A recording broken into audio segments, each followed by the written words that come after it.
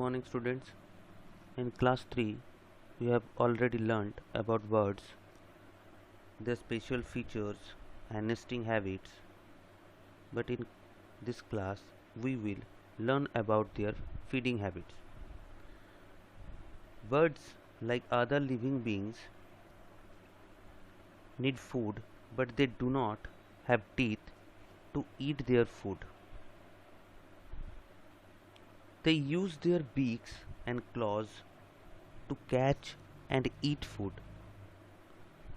They also use them to protect themselves from their enemies. Like other animals, some birds eat flesh, some eat seeds, and some eat fruits, roti, etc. The type of a bird's beak and claws is related to the type of food it eats.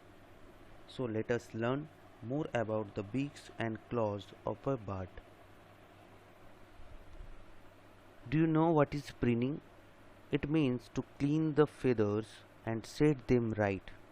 The birds spread the wax secreted at the base of the feathers during this process. Birds do not have any teeth. They use their beaks to tear, bite, chisel or crush the food. The shape of the beak is according to the food habit of the bird. Some birds use their beaks to fight the enemy or catch the prey. They also use it for preening their feathers. Now let us talk about the types of beak according to their food habits. Crushing beak, curved beak, piercing and tearing beak, chiseling beak, probing beak, shifting beak, and sticky beak. Birds like sparrow and pigeon have a short and hard beak. They use it for crushing the seeds and grains and hereby make them soft before eating.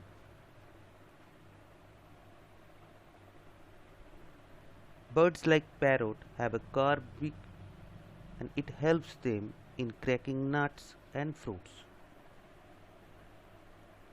Some birds like eagle and vulture eat flesh. Such birds have a strong, hard and curved beak that helps them to tear the flesh. Hope you like this video. Thank you.